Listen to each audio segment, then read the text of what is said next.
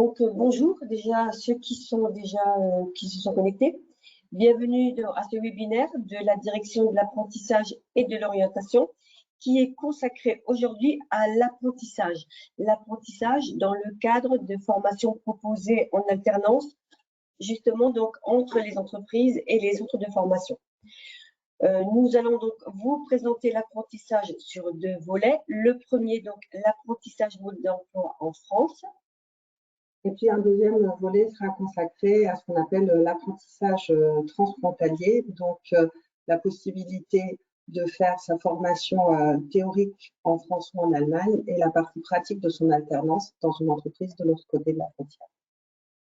Cette présentation donc, est co-animée aujourd'hui par moi-même, Zora Brintouati. Je suis conseillère entreprise en charge du développement et de la promotion de l'apprentissage et de l'orientation. Bonjour, et moi je m'appelle Katia Beck, je suis chargée de mission relations école-entreprise et transfrontalier et donc en charge du développement de dispositifs permettant la connaissance des métiers du commerce et de l'industrie dans tout le Rhin supérieur. Alors nous allons juste vous rappeler quelques règles de ce webinaire et puis ensuite nous allons le démarrer. Donc on vous rappelle de couper votre micro, de poser vos questions via le chat qui est à votre disposition et on essaiera donc d'y répondre dans les meilleures conditions. Et également donc de vous munir d'un stylo et pourquoi pas d'un bloc et de noter les questions et les informations que vous pouvez y trouver. De toute façon, on sera à votre disposition en fin de webinaire et même après pour répondre à toutes vos questions. Donc c'est parti, vos questions, nos réponses et nos solutions. Alors, donc, nous avons effectivement, dans le cadre des missions de la Chambre de commerce, nous avons, voilà, donc l'apprentissage dans le cadre de nos missions. Alors, l'apprentissage d'emploi, donc moi-même, Zora Brintouati, et Katia Beck pour la partie transfrontalière. Alors, les rôles et les missions donc, et les domaines d'intervention de la Chambre de commerce. La Chambre de commerce est également donc présente pour représenter les 89 000 entreprises du commerce, de l'industrie et des services en Alsace. Donc ça, c'est son premier rôle. Ensuite, son deuxième rôle, c'est de défendre les intérêts des entreprises et auprès des pouvoirs publics. Une troisième mission, c'est de conseiller et accompagner les entreprises dans toutes les phases de son développement. Et enfin, elle a encore des politiques en parallèle concernant justement l'orientation, la formation continue et l'apprentissage, entre autres, d'où justement donc la raison de ce webinaire de ce jour. Alors, la CCI, c'est quoi? La CCI, non seulement effectivement dans son rôle d'accompagnement d'entreprise, a également donc 3 sites de formation en Alsace. Les sites sont sur Strasbourg, Colmar et Mulhouse, et elle a également des partenariats avec les universités, les organismes de formation tels que l'école de management de l'IFAG, l'école supérieure de l'informatique, l'ESMAE, et le réseau Négovetis pour la partie commerciale.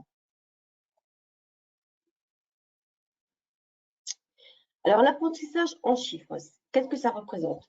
Donc, en France, c'est 718 000 apprentis.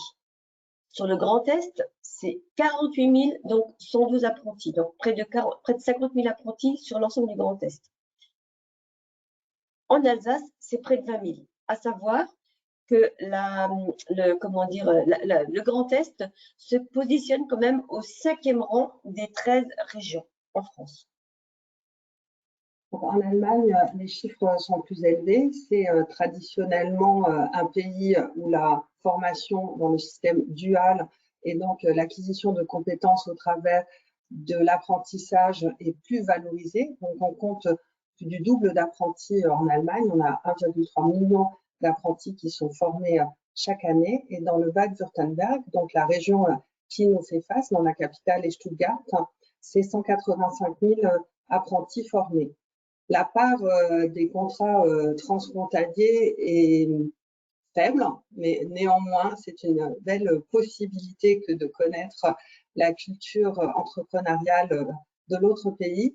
En 2019, il y avait 70 contrats transfrontaliers financés par la région Grand Est. Les modalités de financement ayant changé, donc nous redémarrons en 2020 avec 12 contrats, 20 contrats pour 2021 et nous espérons réatteindre les chiffres d'une petite centaine sur 2022. Et donc là, l'apprentissage, de quoi parle-t-on? L'apprentissage est donc un dispositif pour répondre aux besoins et aux attentes des entreprises. L'apprentissage, c'est également une opportunité pour l'entreprise car elle permet de former les salariés de demain. L'apprentissage pour le jeune, c'est une chance. C'est l'occasion, justement, donc l'opportunité de saisir une qualification, d'obtenir une qualification, un diplôme ou un titre, de pouvoir consolider une expérience professionnelle qui sera une valeur ajoutée justement donc à la suite de son parcours professionnel. L'apprentissage, c'est également un engagement réciproque avec l'entreprise et c'est du gagnant-gagnant, tant pour l'entreprise, tant pour le jeune. L'apprentissage va se positionner sur 3 axes. Le premier, le cadre légal, donc c'est le code du travail, car le contrat d'apprentissage est un contrat de travail de type particulier qui va être donc conclu entre l'apprenti ou son représentant légal et un employeur. Le deuxième, l'apprentissage est un dispositif, donc une formation d'alternance qui est assurée conjointement dans les entreprises et dans les CFA. Et ensuite, l'apprenti qui va donc avoir un statut particulier puisqu'il sera d'une part un salarié à part entière et également il va avoir une casquette d'étudiant, étudiant des métiers qui va lui conférer les mêmes droits que les étudiants en formation. Alors, les conditions d'accès et les modalités. Pour rentrer en apprentissage, donc, on peut rentrer en apprentissage de 16 à 29 ans. Il y a des conditions particulières pour justement donc des jeunes qui n'ont pas encore 15 ans ou qui souhaiteraient y rentrer. Donc, à ce moment-là, nous vous proposons, nous vous invitons à nous consulter. Pour qu'une entreprise puisse accueillir un apprenant, elle doit avoir une activité et un équipement adapté à la formation.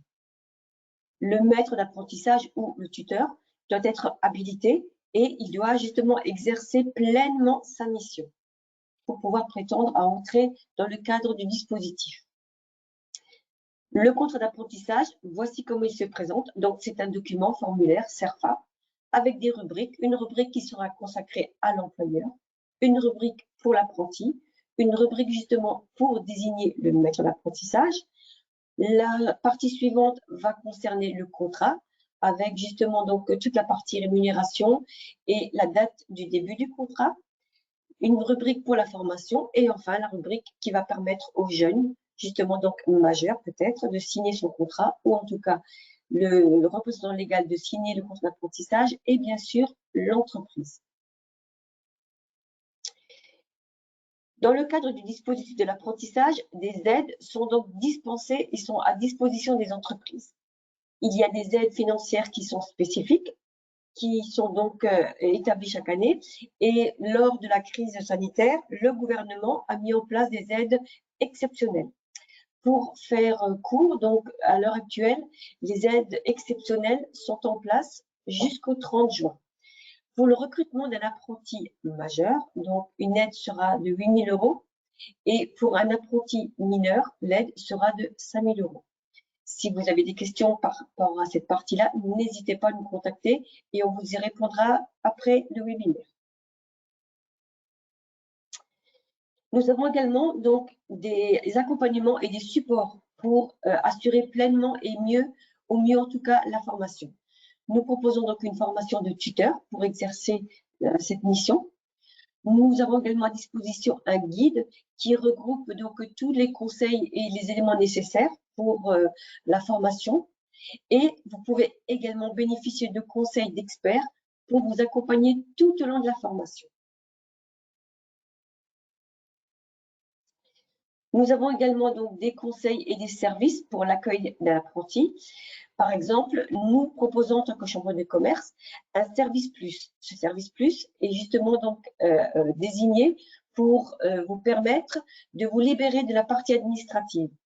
nous nous engageons donc à assurer le pré-enregistrement du contrat avec une rédaction rapide et facilitée et aussi une gestion et un suivi sécurisé. Et pour ça, vous pouvez également nous contacter et nous serons également ravis de répondre à cette question. Nous avons également donc, en tout cas, à disposition la possibilité de mettre un médiateur à votre service. Donc, le Code du travail donne spécifiquement au CCI ce rôle. Donc, le rôle du médiateur sera justement d'intervenir en cas de problème ou en tout cas si vous souhaitez qu'une tierce personne intervienne pour résoudre peut-être des problèmes ou en tout cas pour atténuer l'information.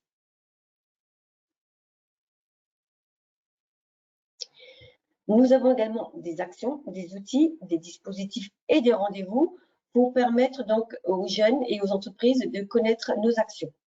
Alors, nous avons à disposition donc des stages découverts d'un métier qui sont destinés à des jeunes collégiens, lycéens et des étudiants.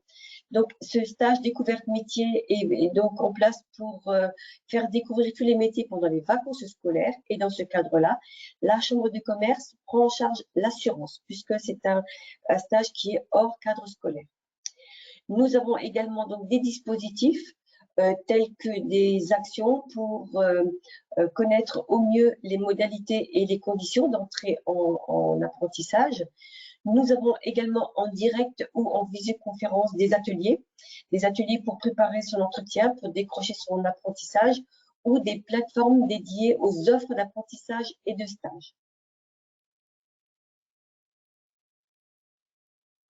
Au-delà de ces dispositifs qui permettent l'insertion des jeunes pour la découverte des métiers, nous avons également différents forums et différents temps forts de l'orientation. Donc, en général, en janvier se déroulent les nuits de l'orientation qui sont cette année de manière virtuelle l'occasion de rencontrer des professionnels et de discuter avec eux de son orientation, la possibilité aussi au travers de questionnaires en ligne, d'affiner son projet professionnel. Ensuite, un grand temps fort, le plus grand salon emploi formation Alsace, fin janvier, qui se tient donc au Palais des Arts des Expositions de Colmar. Nous avons également une action spécifique pour les lycéennes autour des métiers du numérique et de la robotique, avec de nombreux témoignages donc, pour inciter les filles à rester dans des voies technologiques pour la suite de leurs études et de leurs apprentissages.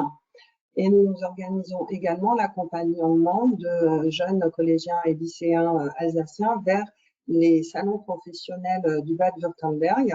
À Offenbourg se tiendra les 13 et 14 mai le plus grand salon du sud-ouest de l'Allemagne et également la Job Start Börse à Fribourg. Donc, nous y accompagnons des scolaires et également des personnes en recherche d'emploi ou en reconversion professionnelle.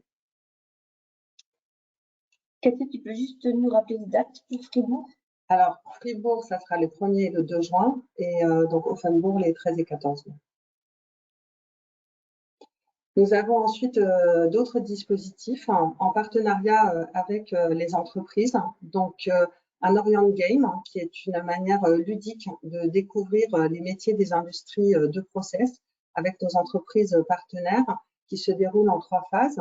Donc, tout d'abord, les jeunes expérimentent ce qu'est un process au travers d'un serious game, puis visionnent un film Mission 007 dans lequel il leur faut trouver des erreurs sur une ligne de process réelle dans une entreprise.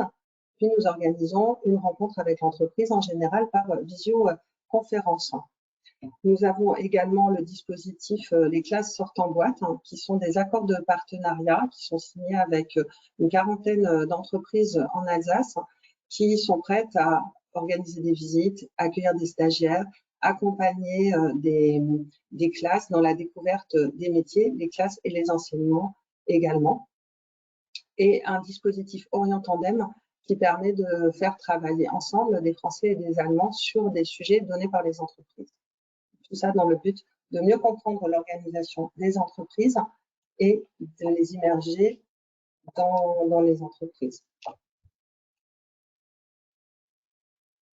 Alors, plus spécifiquement, l'apprentissage transfrontalier dans le Rhin supérieur. Donc, nous accompagnons les apprentis qui souhaitent faire la partie pratique de leur apprentissage en Allemagne. Mais bien entendu, le dispositif se fait également dans l'autre sens. Donc, si vous, en tant qu'entreprise, avez envie d'accueillir un jeune qui prépare un diplôme en Allemagne, il le préparera dans une Duale Hochschule, donc la Duale Hochschule Bad-Württemberg, qui propose beaucoup de formations, et il pourra effectuer la partie pratique dans une entreprise en Alsace.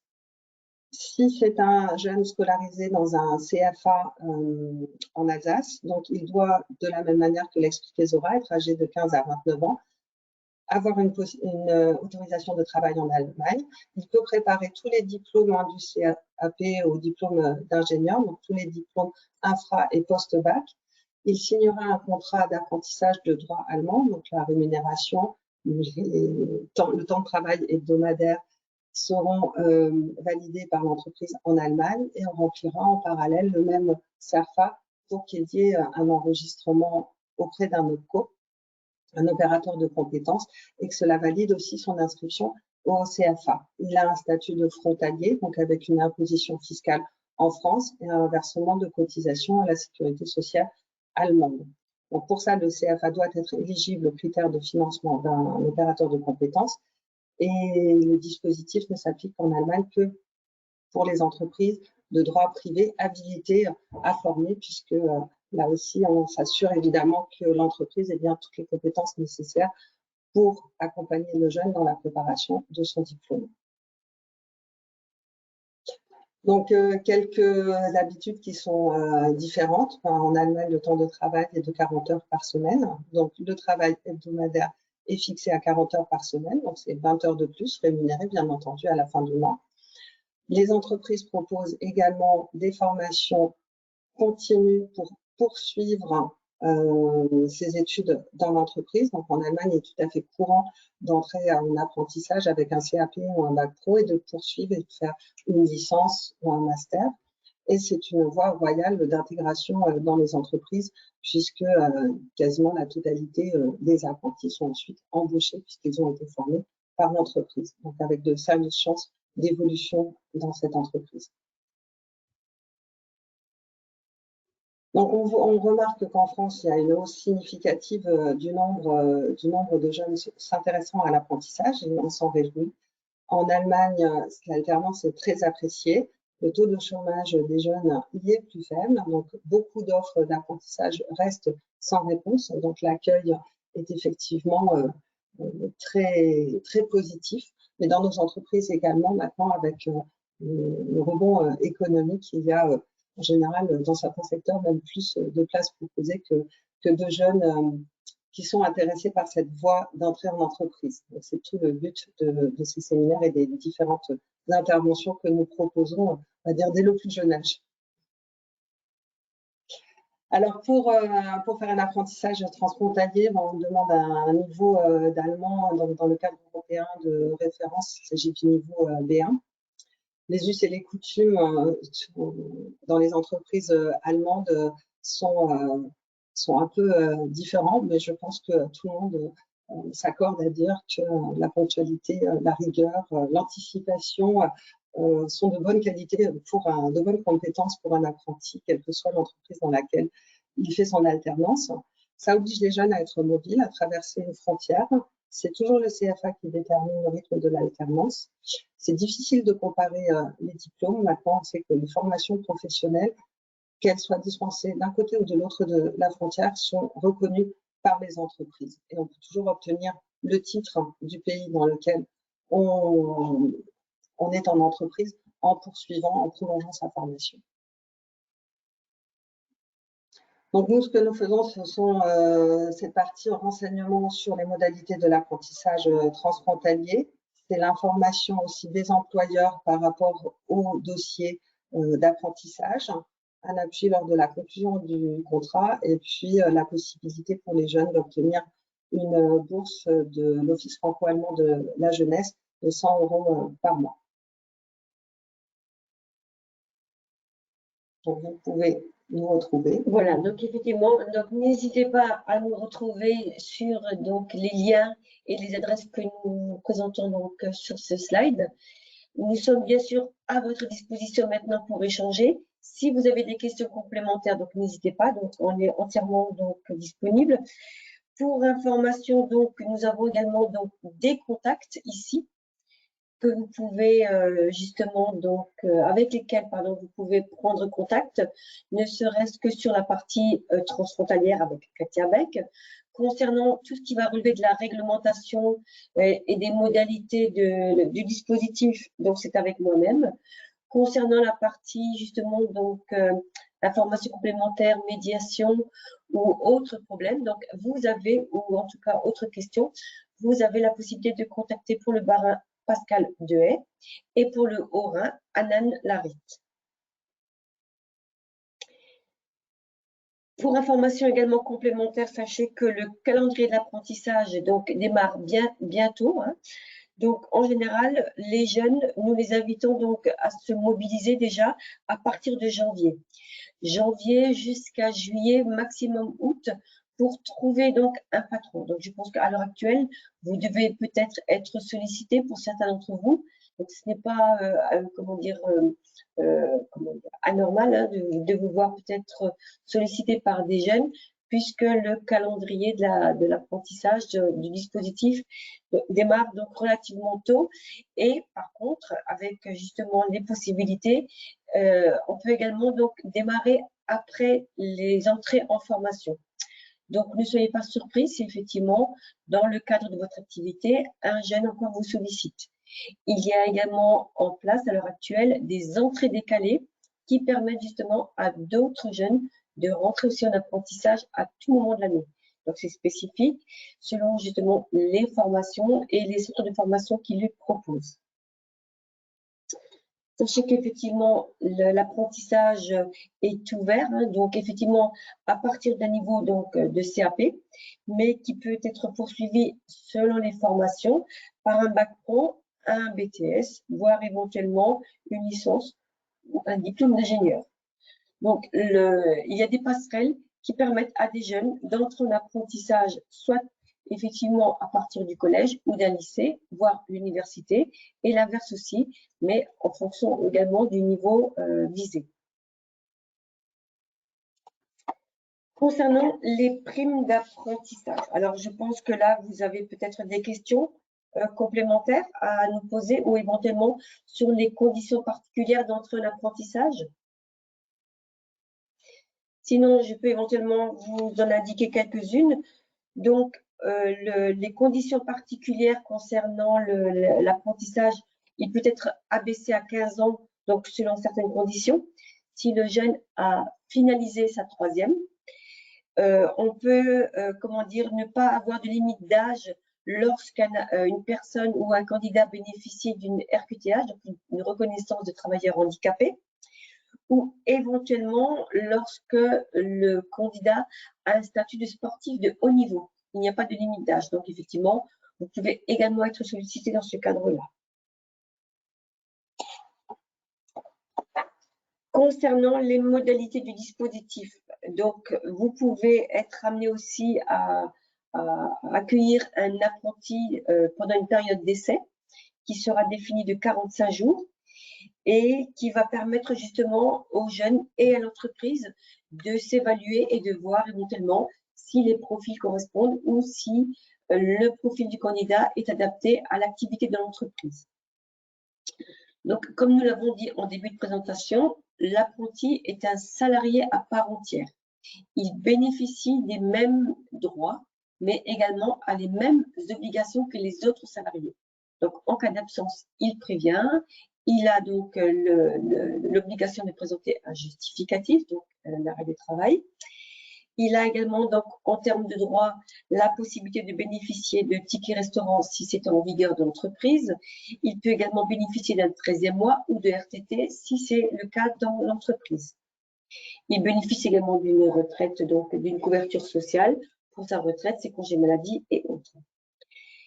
son salaire va être évolutif et là aussi, donc, il y a une grille réglementaire qui est en place et qui va s'adapter en fonction de l'âge et de l'année de formation, mais également en fonction de l'activité de l'entreprise. Donc, c'est réglementaire, il y a une base. On peut donc, vous pouvez la consulter, mais on peut également donc l'adapter selon l'activité. Pour rappel, l'apprentissage au quotidien, donc l'apprenti est au cœur du dispositif justement par l'accompagnement d'un tuteur, d'un maître d'apprentissage, et également au cœur du dispositif par le CFA avec un professeur référent. Donc, ces personnes vont accompagner justement le jeune tout au long de sa formation afin qu'il puisse acquérir l'expérience et qu'il puisse avant tout décrocher son diplôme. Car rappelons-le, l'apprentissage est effectivement une autre voie de formation, mais qui va déboucher sur un diplôme professionnel. Donc, d'un niveau CAP, d'un niveau bac ou d'un niveau donc, de bac plus 2 et même d'un niveau d'ingénieur si la formation s'y propose.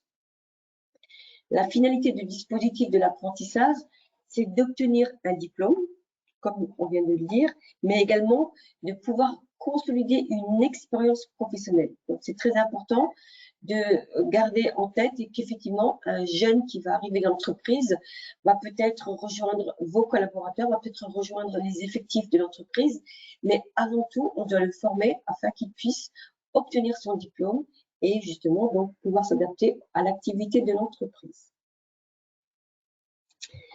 Est-ce que vous avez des questions par rapport aux aides actuelles qui sont donc en place? À savoir que nous avons donc une aide exceptionnelle jusqu'au 30 juin de l'ordre donc de 5 000 € pour un apprenti de moins de 18 ans, donc un apprenti mineur, et de 8 000 € pour un apprenti majeur.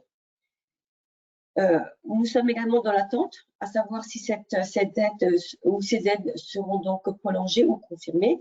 Sinon, effectivement, il y a des aides uniques qui vont peut-être reprendre leur place, à savoir, donc elles vont concerner des jeunes, donc jusqu'au bac pro, ou en tout cas au niveau équivalent, à savoir 4 125 € pour la première année, 2 000 € pour la deuxième année et 1 200 € pour la troisième année. Les contrats d'apprentissage donc sont actuellement gérés par les OPCO, les opérateurs de compétences, pour lesquels les entreprises sont rattachées. Et les versements donc se font via l'ASP, l'agence donc c'est l'agence spécialisée spécifique du paiement et qui va permettre effectivement de procéder au versement. Juste pour l'aide exceptionnelle, il faut que le contrat soit signé au 30 juin. Et comment cette aide est versée? Alors donc, effectivement, le contrat doit être signé au 30 juin. L'aide donc sera versée par versement mensuel avec donc l'accord de l'OPCO et de l'ASP. Est-ce qu'il y a une démarche particulière justement? Il faut juste signer le contrat, donc l'insérer sous Forconet et donc l'aide est donc reversée. C'est ça. Mais avec ça, vous allez être accompagné par votre OPCO, votre opérateur de compétences, qui va justement donc vous accompagner pour justement donc finaliser la mise en place du financement de la prime au recrutement.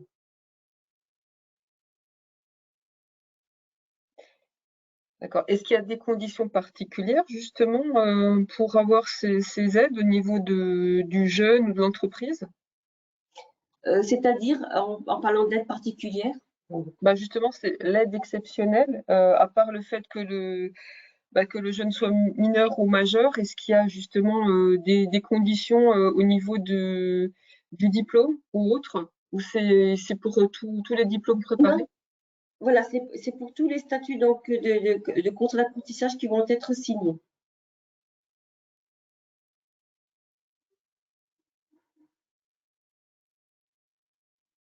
Donc, si vous envisagez de recruter un jeune avec un niveau de CAP qui soit majeur, donc la prime sera de 8 000 euros. Si c'est un jeune mineur, donc la prime sera de 5 000 euros. Pour toutes les entreprises, bien sûr. Hein.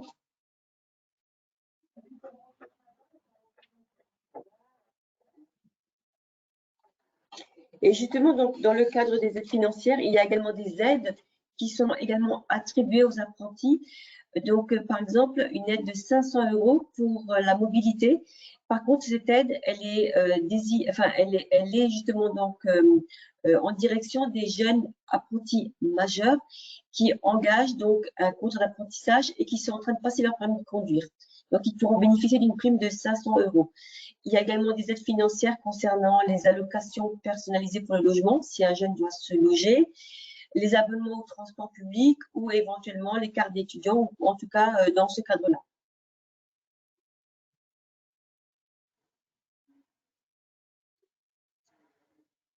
D'autres questions sur la partie peut-être financière?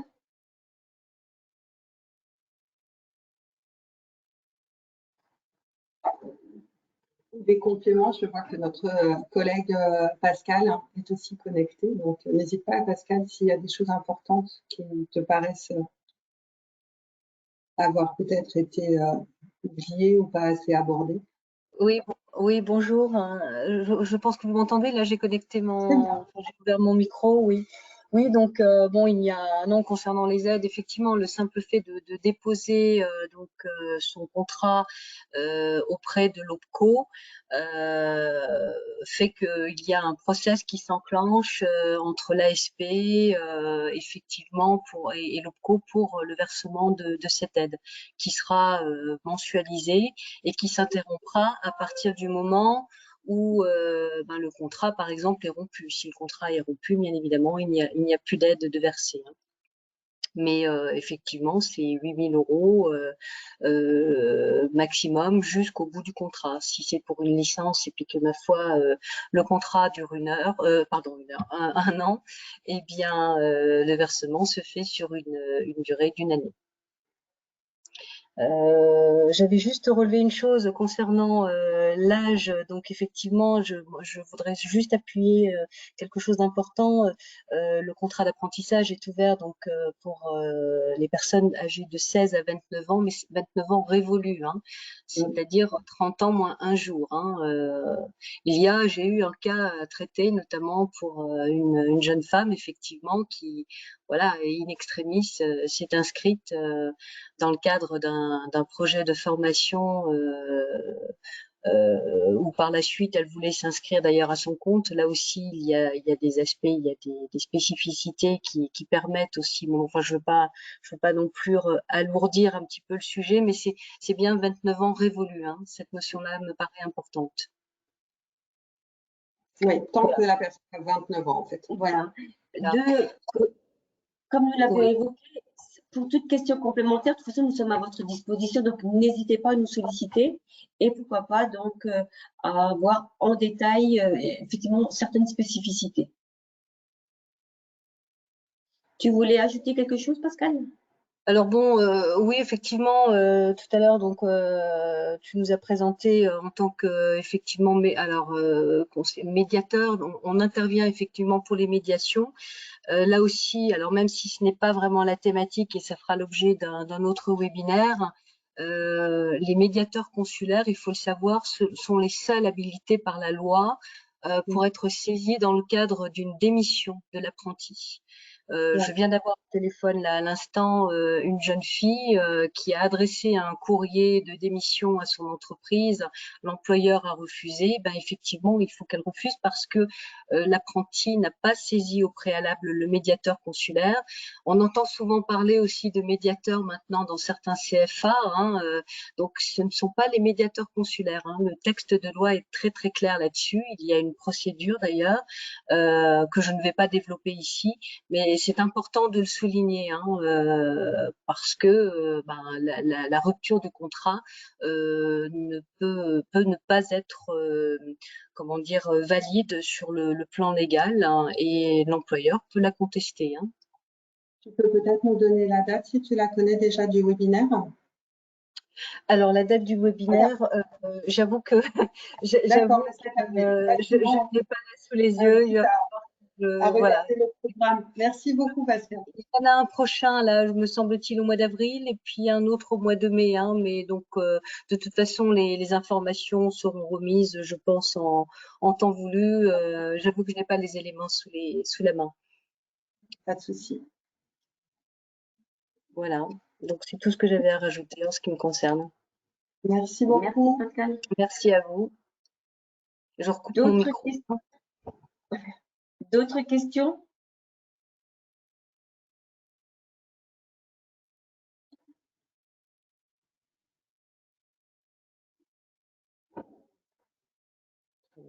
Donc, a priori, les informations que l'on vous a diffusées aujourd'hui semblent donc avoir répondu peut-être aux questions que vous vous posez.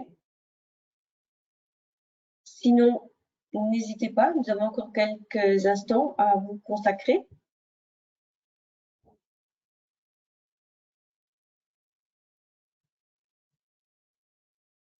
Bon.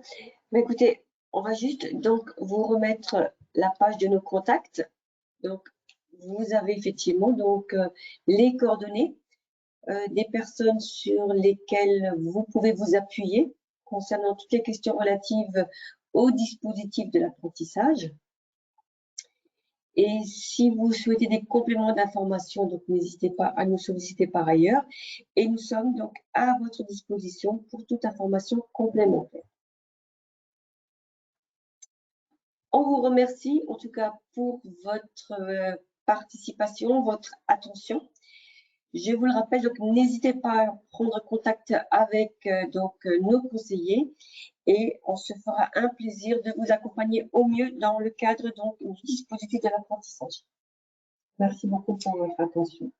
Et donc, le webinaire sera en ligne et donc voilà, vous pourrez pourrez revoir tout à fait sur le site. Sur le site. Voilà. Merci et bonne journée. Merci vous aussi. Bonne journée. Au revoir. Merci.